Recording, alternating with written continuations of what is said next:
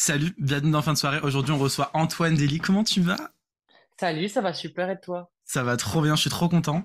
Bah déjà, est-ce que tu peux te présenter pour ceux qui te connaissent pas? Bon, ben du coup, je m'appelle Antoine Dely. Je suis chanteur, auteur, compositeur, interprète. Je viens de Belgique à la base. J'ai déménagé à Paris il y a pas si longtemps.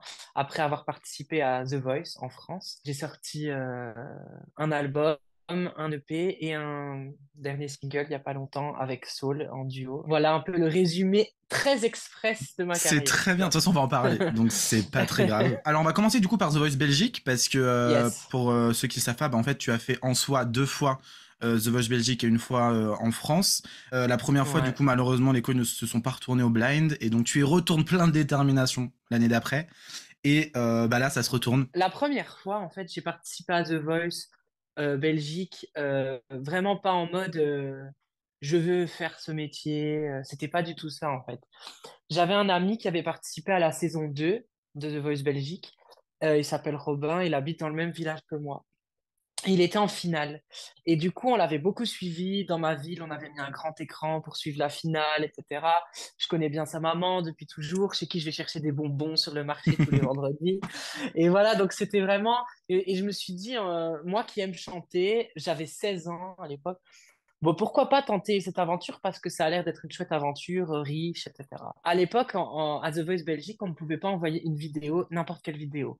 On devait se mettre devant l'ordinateur. On avait la possibilité de s'entraîner plusieurs Mhm. fois, mais au moment où on décidait, je passe l'audition, on appuyait sur le bouton, le décompte, 3, 2, 1, et là, on faisait l'audition, on chantait Oh, face à la caméra de waouh! l'ordinateur, sans bande son, rien du tout, et on pouvait pas la recommencer. Ça, c'était les auditions de The Voice Belgique. Donc, il faut s'imaginer à 16 ans, derrière un ordinateur, avec ma mère amie là sur le côté qui l'a fait aussi en même temps. Et du coup, moi, je dis à ma mère, voilà, en fait, maman, je me suis inscrit à The Voice Belgique et en fait, je suis pris pour les castings à Bruxelles.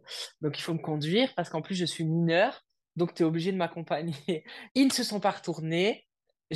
Alors, en plus de ça, cette année-là, ils ont Oui, inventé une nouvelle règle, le rideau. Donc, j'étais derrière un rideau, en donc j'ai plus. chanté sans rien voir. Quand je l'ai fait, je me suis dit, en fait, c'est bien parce qu'au moins, je chante comme Oui. si j'étais dans ma douche, quoi. Mais justement, est-ce que bah, tu sais pourquoi ils ont voulu te mettre derrière un rideau? Est-ce que c'est parce que bah t'as une voix quand même qui est hyper originale, tu vois? Les coachs ont cru que j'étais une fille. Même retournée, donc ils voulaient, à mon avis, que les gens se demandent, que les gens qui regardent la télé se posent D'accord, la ok. question aussi. Tu le sais que tu vas être derrière un rideau, tu le sais au dernier moment. On était sept et ils nous ont dit, ben voilà, vous avez été choisis tous les sept pour passer derrière le rideau, la nouveauté de cette saison. Les commentaires des coachs avaient été super. C'est vrai que bon, Natacha Saint-Pierre, elle avait été un peu dure quand même en disant, alors je ne voulais pas entendre quelqu'un qui chantait aussi bien que Christophe Willem, mais je voulais quelqu'un qui chante la chanson de Christophe Willem avec de la personnalité. Mais après, elle avait quand même dit que Oh, j'étais waouh. quelqu'un. Mais oui, mais voilà. Mais moi, oui, mais moi, ce commentaire m'a quand même beaucoup aidé. Sur le moment même, ça m'a même pas choqué tant que ça. Ah ouais? C'est plutôt quand je l'ai regardé à la télé. Je me suis dit, ah oui, elle m'avait dit ça. Hmm. Mais elle m'avait dit aussi, elle a dit aussi que j'étais quelqu'un qui avait beaucoup de talent, que les goûts de tout le monde ne se résumaient pas à quatre goûts, donc au Hmm. goût de quatre coachs. Et la production m'a envoyé un mail pour me dire, voilà, on est triste que les coachs ne se soient pas retournés. Et du coup, on aimerait vraiment que l'année prochaine, tu reviennes. Donc Ouais, bien j'arrive, sûr. ça s'est bien passé. Bah, surtout J'étais que pas tu arrives derrière. avec une chanson assez forte, parce que justement, c'était une de mes questions. Tu vas avec une chanson de Barbara, donc Göttingen. Ouais. Pourquoi, en fait, ce choix de chanson pour une audition avec, sachant le message hyper fort qu'a cette chanson? J'avais envie d'apporter une version euh, un peu différente. Ça m'a été reproché d'ailleurs quand je l'ai chanté. Stanislas, qui était coach, m'avait Ouais. dit c'est une chanson qui est grave, c'est une chanson qui parle presque directement de la Seconde Guerre mondiale. Et je sentais que tu souriais en la chantant. Bah parce que le message de Euh, la chanson, si je peux me permettre, mais le message de la chanson à la base, c'est une espèce de réconciliation et exactement. un message de Barbara qui dit que, bah en gros voilà quoi, que c'est un espèce de d'armistice quoi, en soi. C'est vraiment ça, c'est un pacte de paix entre la France et l'Allemagne. C'est un pacte de paix tout court. C'était pour moi important d'apporter ce côté positif à cette chanson, malgré le côté aussi quand même assez mélancolique qu'il y a Bien sûr, bien sûr. Et la petite anecdote quand même que j'ai découverte en regardant à la télé Mhm. par rapport aux deux choix que j'avais pour l'audition à l'aveugle. Donc, Ouais. c'était Göttingen de Barbara ou Feeling Good de Nina Simone. B.J. Scott, qui était coach aussi. Au moment où je quitte le plateau et que les fauteuils se retournent, là, elle dit, ah, mais j'ai vraiment cru que c'était une nana, il avait des graves à la Nina Simone. Et moi, je vois ça à la télé, je dis, Waouh! oh waouh, imagine, imagine si j'avais chanté Nina Ça Simone. serait fou! Ils auraient pensé Donc que c'est voilà. Nina qui est là. Non, faut pas abuser quand même. Bah pourquoi? Par rapport aux coachs qui se sont retournés justement assez Ouais, tard, Chimène en premier et après Djali, il y a une anecdote que je trouve super belle que tu dis, au moment où tu sens qu'ils se retournent pas, tu lèves les yeux ouais, au ciel et tu penses à ton grand-père qui du coup était décédé un mois avant les enregistrements si je me trompe pas. plus ou moins, ouais. Voilà. Et juste à ce moment-là, Chimène se retourne. J'étais dans un moment où je me disais, c'est fini. C'est comme l'année dernière, ils vont pas se retourner, tant pis, c'est pas grave, c'était une belle aventure et tout. Et là, je sais pas pourquoi j'ai pensé à mon grand-père, je me suis dit, bon, euh, Help me. l'année d'avant, il m'avait vu à la télé. Mhm. Et là, je me suis dit, bon, écoute, là, tu me vois directement comme ça, mais bon, tant pis, je suis désolé, hein. J'aurais essayé. Et là, à ce moment, j'ai regardé en l'air, il y avait une lumière. Et puis, à ce moment-là, c'est Chimène qui se retourne, je termine ma Waouh. phrase. Puis, en plus, quand je l'ai regardé à la télé, ça m'a encore plus touché parce que j'ai vu que Chimène, elle a regardé en l'air, Oui, elle a fait un bisou. Elle a fait un bisou comme ça et pouf, elle a buzzé. Et là, je me c'est suis dit, fou. waouh, je ne lui en ai jamais parlé Ah d'ailleurs. ouais? Je veux pas casser le mythe, imagine, elle me dit, ah non, non, juste, Oh, j'ai pas du fait. tout, non, c'est. Il y avait une poussière, et ben. C'est ça, tu vois. Et là, qu'elle me dit, en fait, c'était un buzz que j'avais enregistré en avance. Parce que tu sais, les coachs, ils enregistrent des buzz aussi. Je Parce que savais si pas. Attends, jamais attends, attends, attends, attends, attends, attends. Attends. Tu viens de casser un mythe là. en Belgique, j'ai déjà assisté à des enregistrements de blind. Et c'est vrai qu'ils enregistraient des buzz. euh, Ils enregistraient des buzz aussi parfois. C'est juste pour les gros plans des mains, des trucs Ah, ridicules. ok, Mais parce d'accord. que pour les raccords et tout, tu vois. Mais c'est sûr Totalement. que si un moment il y a un coach qui se met debout sur sa chaise et qui buzz comme ça, je suis en chaussettes. Ils vont Eh, pas. je suis en bas des pyjamas, donc c'est pas un Ah problème. bah génial. On est en Et fin de du coup, soirée. bah oui. Et tu dis d'ailleurs, parce que du coup, moi, j'ai pu, en France en tout cas, enfin, de ce que j'ai trouvé, j'ai pu voir ta prestation des blinds seulement dans l'interview que t'as fait. Du coup, ils t'ont fait revenir pour revoir ta prestation. Ouais. Et dedans, tu dis, pour moi, c'était plus stressant de leur parler que de chanter. Est-ce que c'est encore plus simple aujourd'hui pour toi de faire passer des émotions ou des messages par musique que par la parole ou pas du tout? C'est juste que à l'instant T, Non. quand t'étais devant eux, c'était limite beaucoup plus simple que tu leur parles en chantant, quoi. Ben, c'était pour moi beaucoup plus. J'étais beaucoup plus stressée au moment de parler. D'ailleurs, les coachs, ils m'avaient dit, je me souviens, c'est bon, hein, c'est fait, Oui, t'y es, bah t'es dans Jali l'aventure. justement. Donc, ouais, bah oui. En France, c'était pareil pour moi. Au moment de répondre aux questions, de parler, j'étais un peu plus stressée qu'en chantant, même si ça allait beaucoup mieux. En fait, aujourd'hui, tout va bien. J'ai plus peur de parler, D'accord. etc. Mais à l'époque, Je suis c'est assez peut-être à plus le cas l'aise. que maintenant, quoi.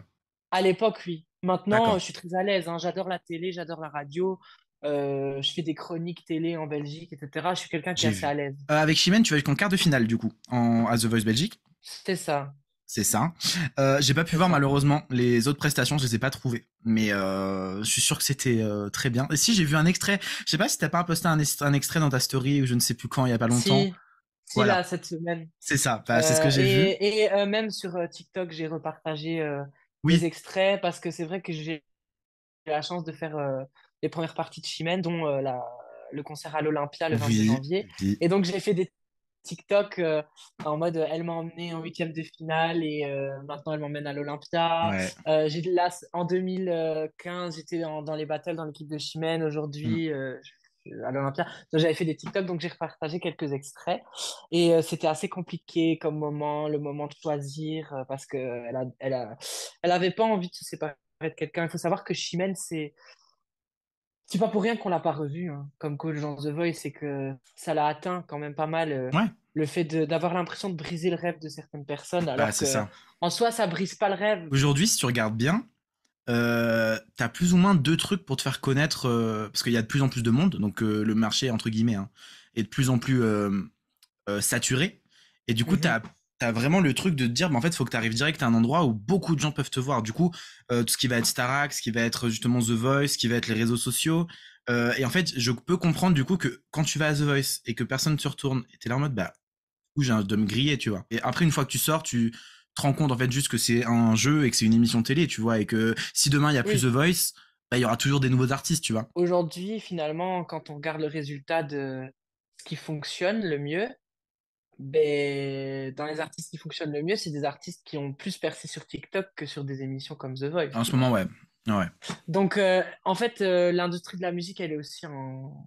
Elle change complètement, tout est bouleversé et donc, voilà, je crois qu'il faut aussi s'adapter au monde dans lequel on est et il faut se dire qu'il y a toujours plusieurs possibilités et que ce qu'il faut faire, c'est être proactif.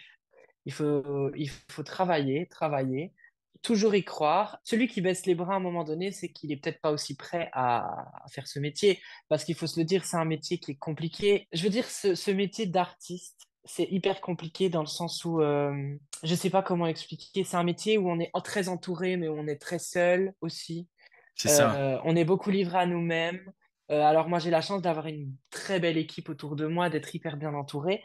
Ça n'empêche que souvent, j'ai l'impression de, waouh, d'être très seul et voilà, de pas être bien. C'est, c'est très compliqué comme vie. Tu te rends compte que les gens s'intéressent à toi pour ce que tu es en tant qu'artiste, mais pas pour ce que tu es en tant que personne spécialement. Puis tu as des gens justement qui vont te fuir parce qu'ils ont peur de ce côté notoriété, etc. Bah, de toute façon, C'est il y a très ce truc compliqué. quand tu commences à avoir un peu un public, je l'ai vécu aussi, mais pas dans le même domaine, dans le domaine des réseaux, du coup. Globalement, il y a des trucs qui se rejoignent sur le fait, justement, de l'entourage qui change beaucoup, en bien ou en mal. Et du coup, aujourd'hui, je sais que j'ai moins de gens dans mon entourage, mais c'est des personnes tellement qualitatives que d'ailleurs, je leur fais des gros cœurs. Mhm. Et voilà, quoi. Et c'est vrai que t'as raison de dire qu'en fait, Ouais. tout ça, même si depuis tout à l'heure, je parle, voilà, des choses, d'affilée, ça s'est pas passé en une semaine, quoi. Donc, Oui, voilà. voilà, faut être patient et voilà quoi. Et d'ailleurs, t'en as parlé que t'as fait du coup des études pour devenir prof. Et Oui. pendant ces études, tu es parti en Bolivie. Et c'est un voyage qui J'ai... t'a grave marqué. Et d'ailleurs, j'ai une phrase qui d'ailleurs est dans l'album Ah, que j'ai ah, c'est ici. J'ai bien. l'impression d'être Nikos Aliagas, voilà. Super. Tu dis, je suis né à 21 ans à l'autre bout du monde en Bolivie alors que j'ai essayé de trouver un sens à ma vie. Ça a changé quoi en fait ce voyage? Et il s'est passé plein de choses pendant ce voyage et en même temps, je peux même pas dire ce qui s'est passé parce que c'est comme un voyage initiatique que tu ne peux pas expliquer. En fait, je suis rentré de Bolivie et je me suis dit, à partir d'aujourd'hui, tu vas être qui tu es. Tu vas être toi-même et tu vas oser t'affirmer. Et ça a mis du temps quand même, hein. Je me suis pas et je suis pas devenue la personne que je suis là aujourd'hui directement après mon retour de Bolivie. Bien sûr. La preuve, c'est que même après, il y a eu The Voice France, etc. Mais depuis The Voice France, j'ai encore pas mal changé, encore pas mal évolué. D'ailleurs, j'ai un tatouage, je sais pas si, voilà, il est là. C'est un papillon avec l'année 2018. Le papillon pour la Renaissance, pour Ouais, le fait de sortir de sa chrysalide. Et 2018 parce que mon voyage en Bolivie, c'était en c'est 2018. beau. Du coup. L'histoire est folle, hein, franchement. Donc en revenant, tu continues la musique, tu fais des vidéos sur les réseaux, tout ça. Et un jour, tu es contacté par l'équipe de Bruno, justement, Bruno Barberes, après Mhm. une cover de non, Fais-moi une place, pardon, j'ai oublié, oh là là. Mais en Julien gros, Clerc. voilà, de Julien Clerc qu'on embrasse. Mais du coup, il te contacte, je crois, grâce à cette vidéo. Est-ce que tu dis directement oui? J'ai réfléchi 3 secondes et j'ai dit oui, allez, allons-y, c'est parti, on y Ah, ça a été va. direct. Ouais, je me suis dit, vas-y, je réfléchis pas trop. Et après avoir accroché, je me suis dit, est-ce que j'ai bien fait? J'en ai parlé à Chimène. Je lui ai dit, c'est vrai que Chimène, tu m'avais dit que j'étais pas prêt à l'époque, au moment de mon élimination, où elle m'avait finalement éliminé pour mon bien et j'ai toujours remercié pour mon élimination. Et là, je l'ai appelée et elle m'a dit, Antoine, je crois que là, c'est bon, t'es prêt. Donc, vas-y, fonce. Donc, Waouh. ça m'a confirmé mon, allez, mon intention, on va Ouais. dire, d'accepter. À ce moment-là, ils disaient direct pris ou pas pris. Et moi, ils sont sortis, ils m'ont dit, bon, ben voilà, tu es pris. J'ai fait le workshop pour choisir la chanson. Ça, ils voulaient de base que je chante Laissez-moi danser de Dalida, une version au piano, version de Isia. Et moi, je leur dis, j'aimerais quand même vous faire une autre chanson, mais voilà, vous l'écoutez. Ouais, mais non, mais laissez-moi danser, c'est vraiment bien et tout. Ah, mais je suis d'accord avec vous, mais je peux quand même la faire. Et c'est La pluie d'Orelsan. Elle fait le tour de France, en fait, littéralement, cette Mais vidéo. C'est fou. c'est ça qui est fou, c'est que, genre, quand on avait décidé des titres que j'allais travailler pour ce workshop, Mhm. on avait fait une liste avec Jérôme Maubert qui travaille dans la production. Et en fait, il m'avait proposé plein de titres, parmi Mhm. les titres que moi j'avais proposés, plus des titres en plus. Ok. Et moi, à chaque fois, je remettais la pluie. Mais la pluie, ils avaient pas l'air de. Ils disaient, OK, tu la feras, mais voilà. Tu vois, ça avait pas l'air d'être du tout dans les priorités. Et ce jour-là, le jour du workshop, je reviens, je dis, mais je peux quand même vous faire la pluie. J'ai d'abord fait Laissez-moi danser, et puis j'ai fait la pluie. Et là, ils ont dit, ah ouais, non, mais ça va, c'est bon, c'est la pluie, Bah, en en fait, fait. c'est surtout que là, en fait, c'est limite si tu leur proposes une compo, parce que pour le coup, tu as gardé que les paroles, en fait, de la chanson, on va se le dire, parce qu'en Bah, fait, entre nous, même pas. Je m'attribue pas tous les mérites parce que je me suis quand même basée sur. Et ça, je l'ai dit plusieurs fois, mais c'est vrai que ça, bon, peut-être que ça a été aussi coupé beaucoup au montage, mais je me suis basée sur une reprise de cette chanson d'Alice on the Roof, qui est une amie à moi. ok, ouais. C'est pas moi qui les ai réécrites, c'est bien Alice. Ouais, Après, mais les évidemment, vocalises, après, je me suis enfin, bien réapproprié quand même la chanson. c'est Je l'ai pas faite fou. comme elle. L'histoire qu'a cette chanson par rapport à d'autres, parce qu'elle a été vue je ne sais combien de fois, des millions de fois, enfin, c'est assez ouf. Et tout ça parce que justement, t'étais en workshop à dire non, je la veux. L'histoire a prouvé que c'était la bonne. Ah, mais totalement. Bah, les quatre Mais coachs, Pascal en premier, si je me souviens bien, Amel et Pascal. Lara, et après Marc. Voilà. Ouais, c'est ça. Et c'est assez fou parce qu'en fait, dans son regard, il n'y a pas un zeste d'hésitation.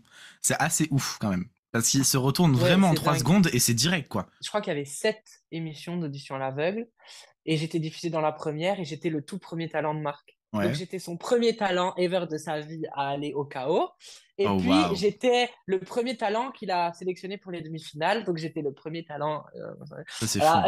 Et puis j'étais aussi le premier talent à aller en finale. Donc en finalement, je suis les premières fois Bah, à clairement, pour l'épreuve une de Marc première fois, Lavoine. cette phrase, je suis les premières fois de Marc Lavoine. À The Voice, à The Ah, Voice, attention, je hein. précise. On aurait dit un secret story, j'adore. Je suis les premières fois de Marc Lavoine, j'adore le concept. Ah ouais, c'est vrai. Ça, je devrais y penser si un Bah jour je oui, fais c'est de contact. On sait jamais. Donc les quatre coachs se retournent. Tu vas donc chez Marc et tu arrives au battle avec en duo avec, pardon, j'ai noté le nom mais je ne l'ai plus. Avec avec Kevin. Kevin Dozo. Voilà, qui Kevin d'ailleurs était un de Dozo. mes crushs. Bref. Ah, mais je crois que Kevin a été le crush de beaucoup de monde, hein, du Ah non coup. mais attends, mais un bonbon. Bref. Et donc oui, donc tu vas au battle contre Kevin du coup, tu passes, tu vas au KO. Oui. Marc te garde. Donc au KO, tu fais donc comme ils disent dans une version hyper revisitée.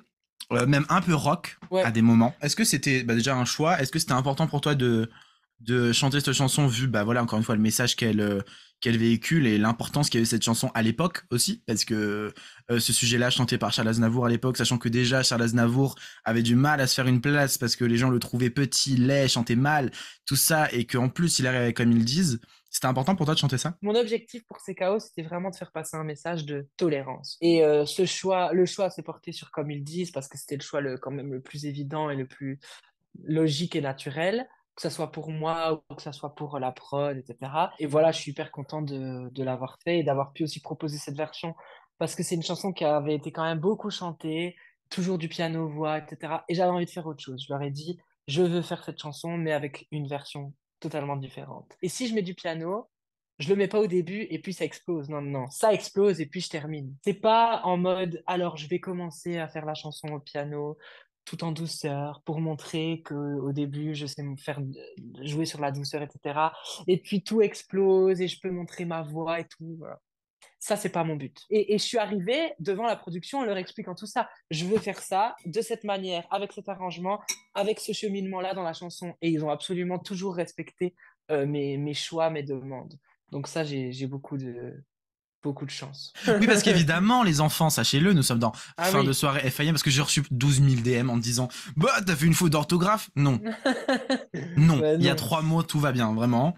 Et le choix était justement délibéré et le but était de pouvoir manger, boire un coup. Voilà, bon là il y a plus rien, mais de manger et de boire un coup entre temps, c'était cool parce que le concept de la fin de soirée, bien évidemment, c'est Ouais. voilà, tu discutes, tu grignotes un peu et tout, c'est cool, tu refais le monde. J'ai des noix, j'ai des amandes et j'ai des noix de cajou et aussi des petites noisettes. Parce qu'il faut savoir que je suis un programme de nutrithérapie, de nutrition santé. Euh, Pareil. Quand je veux grignoter, c'est ça que je grignote. Mhm. Je mange des fruits, je mange ça et alors des petits carrés de chocolat. Alors ici, on est sur un chocolat d'exception parce que c'est Pierre Marcolini, ma vie. qui a Ok, été meilleur pâtissier du monde en 2020. Je rien pense que ça. 2020, je pense.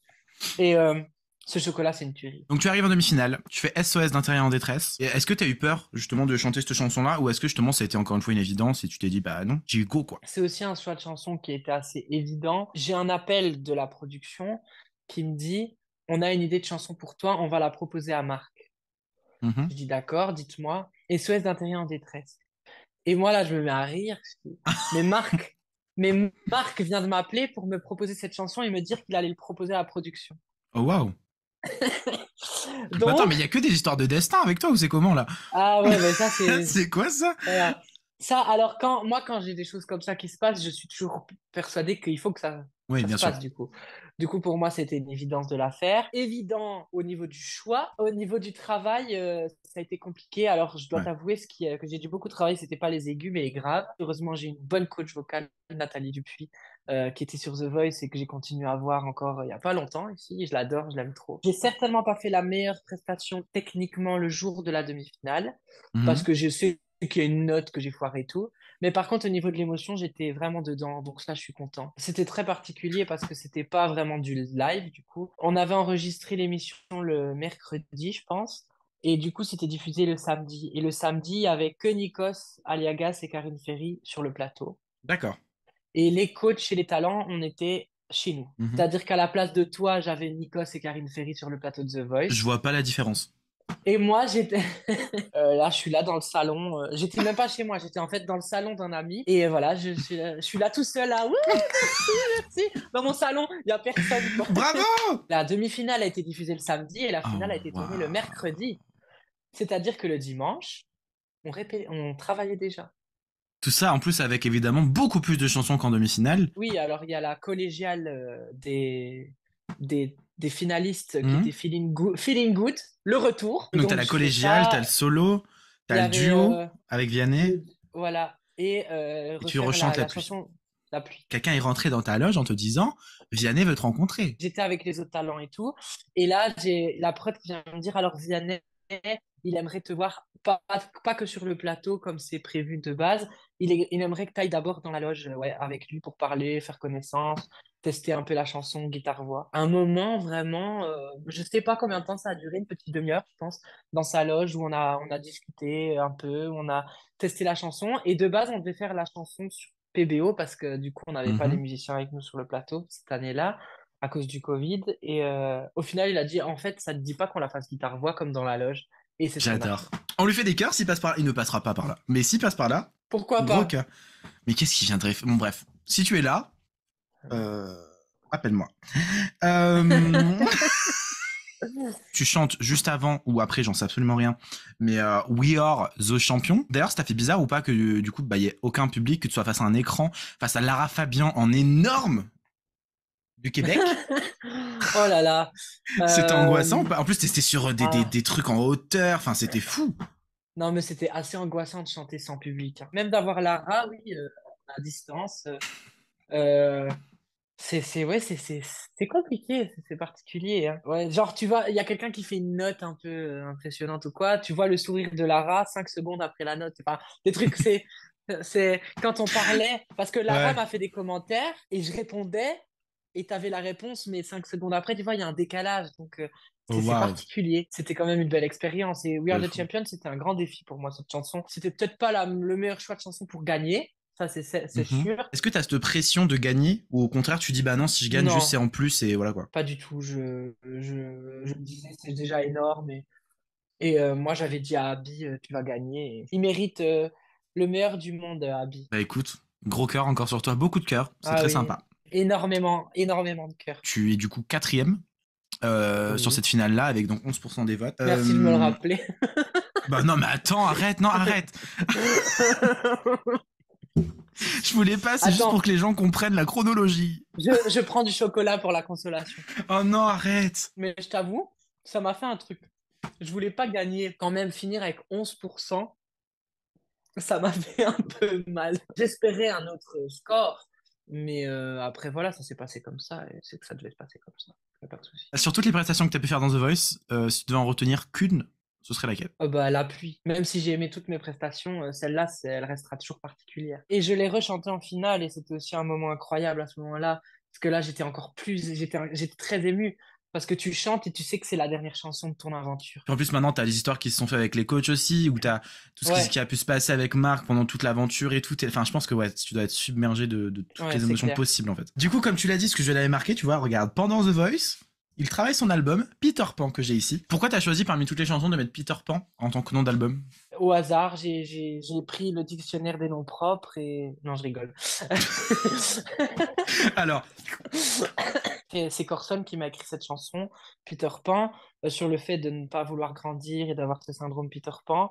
Et puis quand on a regardé toutes les chansons de l'album et qu'on s'est dit, mais finalement, c'est quoi le meilleur titre pour cet album? Avec mes managers, on s'est regardé et on a dit Peter Pan en même temps, quoi. C'était une ouais, évidence. ça a été évident, ouais. Parce que c'était évident. En fait, j'ai sorti 4 titres avant de sortir l'album. C'était important pour moi de d'abord dévoiler des titres. J'ai pas fait d'EP, donc c'était une bonne manière aussi de déjà dévoiler Ouais, bien sûr. quelques chansons avant de sortir l'album d'un coup. En plus, sur l'album, tu as, pareil, encore une fois, j'ai l'impression que ta vie, c'est une histoire de boucle bouclée. Parce que sur ton album, ton premier album, t'as quand même tes deux coachs. C'est assez fou. Est-ce qu'ils t'ont proposé, entre guillemets, de Alors, faire une chanson avec toi, ou est-ce que c'était évident pour toi que tu devais avoir tes coachs sur l'album, quoi? Chimène, par exemple, ça faisait longtemps qu'on avait envie de chanter ensemble, Ouais. mais il fallait la bonne chanson. Je l'envoie à Chimène, je l'appelle et elle me dit direct, ah oui, ben j'adore, c'était tellement toi, tellement moi, tellement nous. Est-ce que c'est compliqué euh, de laisser quelqu'un d'autre écrire sur sa propre histoire, tu vois? Ah, c'est pour ça qu'il faut trouver les bonnes personnes et c'est pour ça qu'avec Marc, ça a bien matché parce que on s'est rencontrés un jour, on devait faire une session et on est arrivés en avance tous les deux. Et en fait, c'était une session avec Marc, avec Eddie Pradel et avec Thomas Caruso. Et donc, je devais les rejoindre en studio et Marc et moi, on arrive en avance. Du Mhm. coup, on a eu le temps pendant une petite demi-heure de parler. Ça a matché direct. Mhm. Et j'ai commencé à lui raconter ma vie. À chaque fois, on se parlait jusqu'à 5, parfois à 5 heures du matin, on se parlait.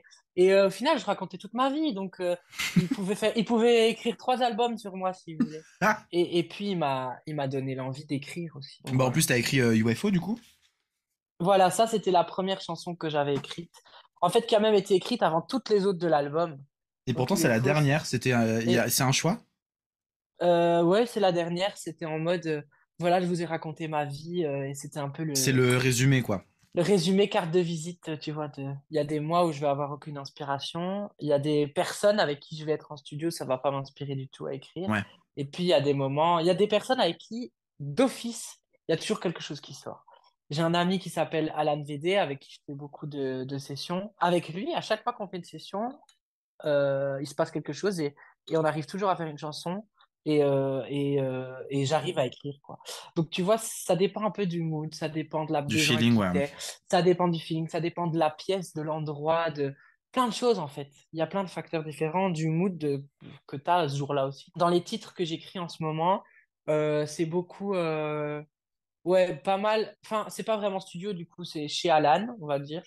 Donc, dans son appart, dans son petit studio, maison. J'ai écrit des titres, ouais, dans d'autres studios, en Belgique, à Paris. Et j'en ai écrit un dernièrement sur mon piano, ici, dans cette pièce. Euh, Waouh.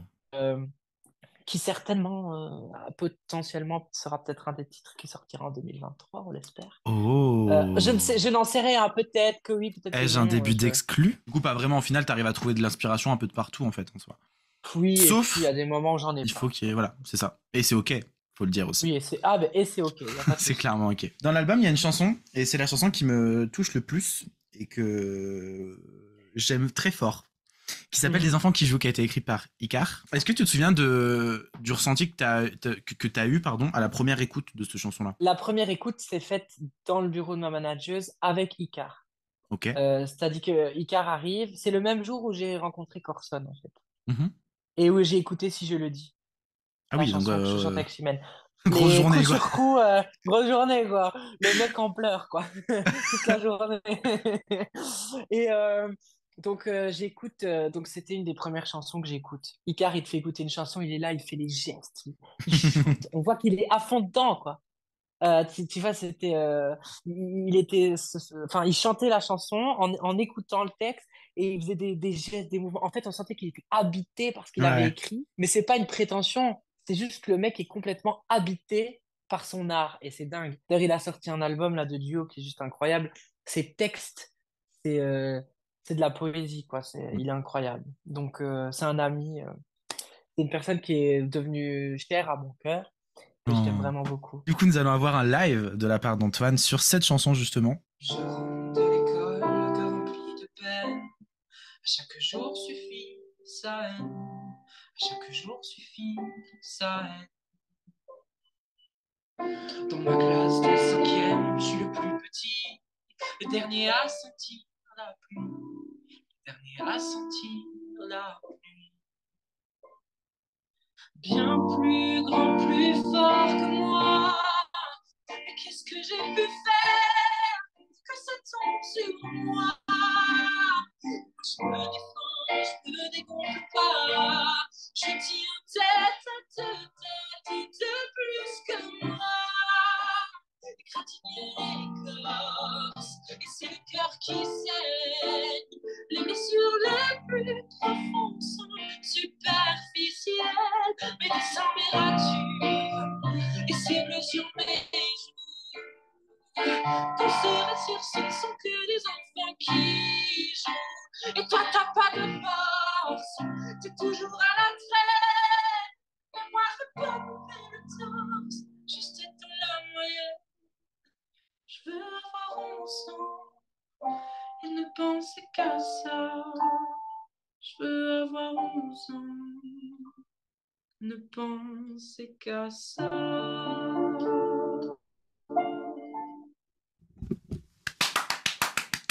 Ce live était bien évidemment magnifique, mais il y a eu un problème technique juste Merci. après. Donc voilà, on revient 5 minutes après là. On va parler de l'Eurovision. Pourquoi? D'accord. Parce que beaucoup de talents qui ont fait The Voice sont du coup allés à l'Eurovision. Amir, Alma, Bilal Hassani, Loïc Notet, John Steers, tout ça. Est-ce que tu aimerais?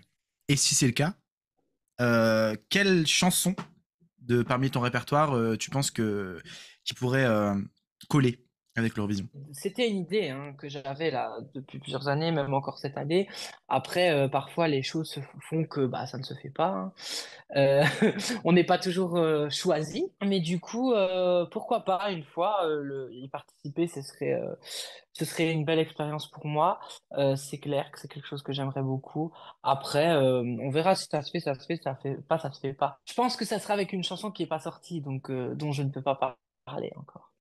Mais Ah, ah, tu t'en sors bien. mais mais de toute façon, j'ai rien à cacher parce que enfin, je ne te cache rien parce que je n'ai rien à cacher. Après, je crois que toute bonne chanson peut être une bonne chanson pour l'Eurovision. Exactement. Et comme dans cet album, il Donc, y a exactement 14 bonnes chansons, c'est on n'a que des compliqué. chansons. Que des hits. Tu as sorti, pardon, ton EP. Donc c'est ma vie, qui est donc un C'est EP ça. où tu reprends 5 musiques, où tu les revisites et où tu leur donnes ta couleur, quoi. Et pour le clip de Oui, C'est ma vie, donc une chanson de Salvatore Adamo, tu as pu oui. le rencontrer à l'occasion du clip. Ça fait quoi de rencontrer une icône et un monstre en fait? C'est un monstre. Oui, j'ai compris ce que tu as voulu dire. Non mais dans le sens où genre, Oui, bah oui, pardon. un Alors attends, monstre de la ah mais un chanson monstre. Alors attends, française. Ouais. un monstre Ça fait positif, quoi, hein? Florent? Oui, Un oui, monstre j'avais compris. positif, hein? J'avais compris. Ça fait quoi de rencontrer une horrible personne? Franchement, j'avais déjà beaucoup de chance qu'il écoute ma version. Il m'a dit qu'il était vraiment fan de ce que je faisais, qu'il m'avait suivi dans The Voice France et The Voice Belgique déjà C'est avant. fou ça. Dans cette EP, il y a 5 Mhm. titres. Comment t'as fait le choix de ces chansons-là? C'était à la fois compliqué et en même temps assez simple, ce qui résume bien la contradiction de mon existence et de ma vie en général. Je savais qu'il y avait des artistes auxquels j'avais envie de rendre hommage. C'est ma vie, par exemple, c'était une évidence. Ce titre, j'avais envie de le faire. De Salvatore Adamo, voilà, c'était assez simple. En tant que Euh, single aussi, du coup? C'était une évidence? oui, oui, je pense que c'était dans ma tête, c'était directement le titre de l'EP, le single. Ok, très Enfin, bien. dans ma tête, c'était assez évident. Axel Red, j'avais envie de reprendre un de ses titres. J'aurais pu, mes deux chansons préférées d'Axel Red, c'est Sensualité et Parce que c'est toi. Le destin a fait que Vianney a sorti une version de Parce que Avec c'est Menti. toi avec Mentissa et que moi je me voyais pas refaire la même. Lara Fabian qui de base fait partie aussi de mon histoire hein, parce que elle était dans The Voice, et, c'est aussi grâce à elle que je suis là. Morane, hein, qui est une artiste belge incroyable et voilà, qui nous manque beaucoup. Et ce titre qui est vraiment, qui n'est même pas un tube, qui est un classique, hein, Clairement. voilà, donc c'est des titres comme ça que j'avais envie de reprendre. Et puis il y en avait d'autres, hein, j'aurais pu en faire d'autres. Et celui de Stromae, je me suis dit, voilà, c'est plus récent. J'en ai discuté avec mon guitariste et ami, Antoine Garzon, qui m'a proposé une version à la guitare classique. C'était un peu une évidence, ces titres, et en même temps, voilà, il a fallu faire des choix. Il y a d'autres titres, peut-être que j'aurais voulu reprendre, mais Qu'est-ce que ça te fait, toutes ces années après, de pouvoir faire la première partie de Chimène, qu'elle te fasse confiance pour sa première partie à l'Olympia, qui est quand même la salle mythique? c'est incroyable pour moi qu'elle m'ait proposé ça. Chimène, elle a toujours été là depuis le début, toujours présente, à me soutenir, à me conseiller, mais sans me dire ça c'est bien pour toi ou ça c'est mal pour toi, Ouais. vraiment à m'écouter et ouais, à être là pour moi. Donc, franchement, le fait qu'elle me propose ça et qu'elle continue à m'accompagner et à finalement me donner ce gros coup de pouce, ben c'est juste, c'est un énorme cadeau. Il y aura une chanson du premier album.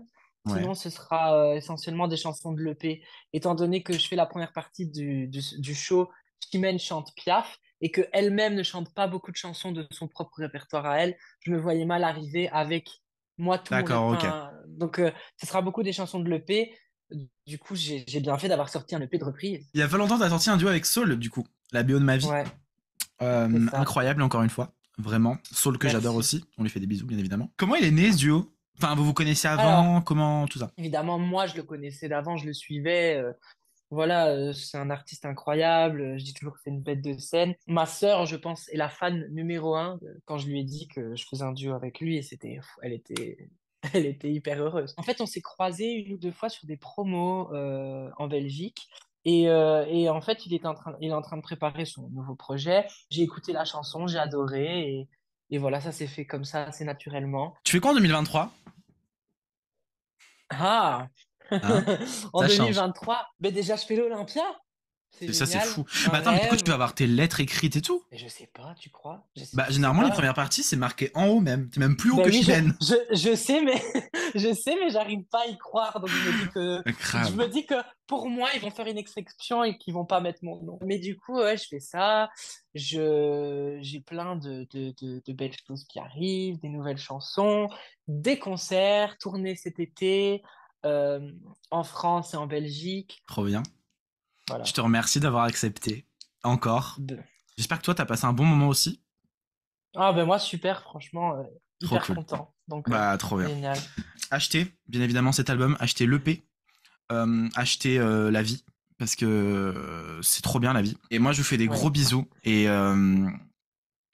big love, quoi. Tout simplement. Salut!